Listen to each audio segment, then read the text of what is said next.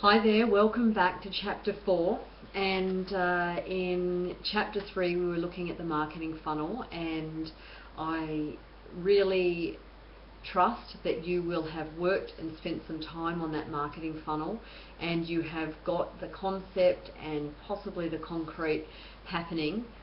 Not so concreted that we're not moving forward, of course, but that you are in a better position to recognise and know what you can offer your market once we start to go forward into the social networking spaces. And so once you've got that marketing funnel formalised, or you've got a formula for that, is formalised a word? You can then move forward, and then we can start looking at how we actually create a following and where we go.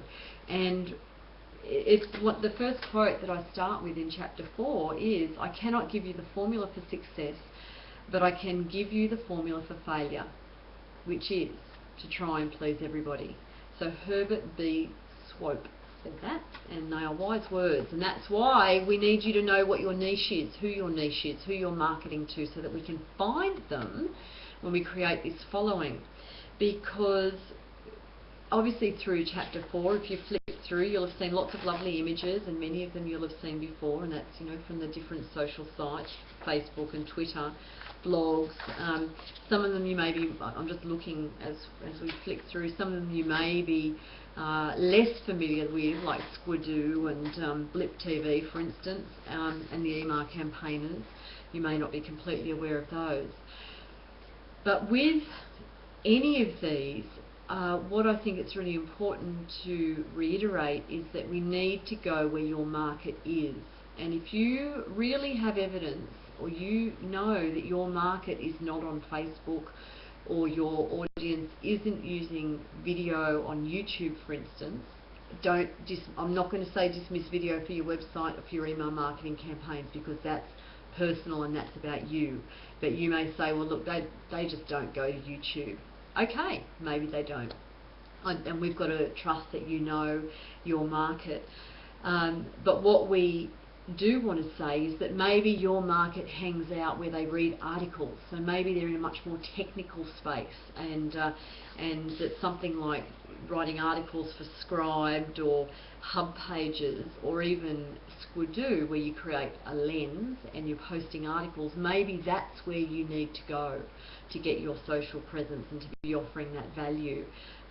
So think really hard about where this following is and what mediums we're going to use. And as I said in the webinar, that Twitter is not something to use on its own. It must be used in conjunction with somewhere else or another site. And I don't think we can dismiss Twitter. I absolutely don't think we can dismiss Twitter for capturing audience, and maybe you're going to be capturing audience outside the audience you have now, and that's actually what we're interested in doing, isn't it? So in this chapter, as we flick through to those learning outcomes, such a teacher, such a teacher. Learning outcomes.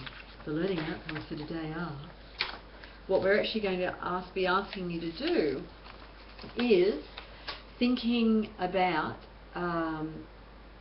not only which sites you're going to use, and that's obviously critical. We need to come up with that overarching strategy for the social networking sites we're going to use, but who's responsible? Who is going to be responsible for getting this off the ground? Because if the responsibility doesn't lie with someone and it's worked into their working day or their working week, it won't happen. Twitter needs to be happening regularly. So reasonably often, I'd say at least once a day, possibly a couple of times a day. And it may be a good idea to sit down and scope out what that is. And maybe it's that you're putting out inspirational quotes, or maybe you're putting links to an article that you've posted.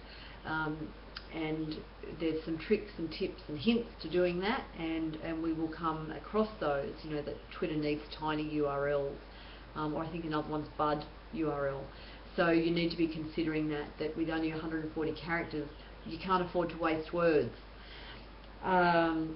But who is going to be responsible? And you probably need to scope out what your blog topics are going to be, or what your articles are going to be, and how many words they're going to be, and who's going to be responsible for researching them and putting them together.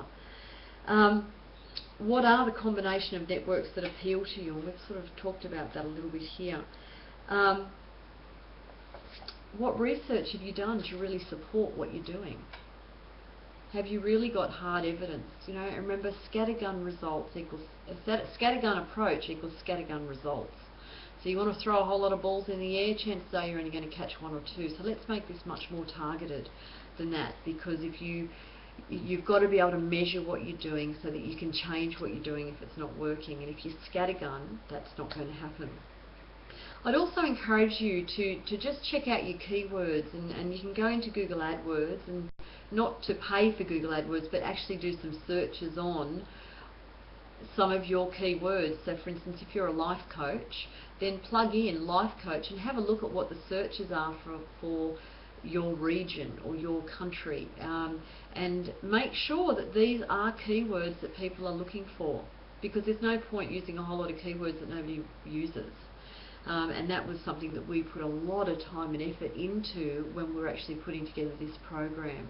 You know, was it social media optimization? Was it teaching about social media optimization? Was it in e-learning?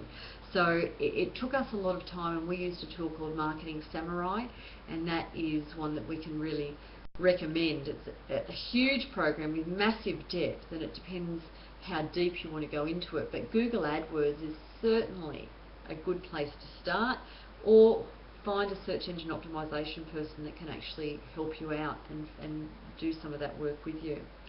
And the other thing that I'd say is, whatever the strategy is that you decide to use, I'd like to see you scope that out for the next 30 to 90 days. So what are the topics going to be? What are you going to be tweeting about? What articles are you going to write? And actually have a plan.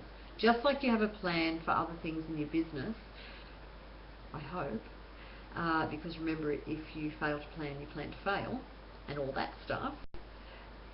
Scope that out so that you don't have to think about it. You can look up on the wall and go, oh, week 4, I'm blogging about XYZ. You know, week 7, blogging about the water tanks, you know, or writing an article on whatever your area is. So scope that out so that you can make it easy for yourself as we go down the track. So do some planning now, and you'll be in much better shape a little bit further along.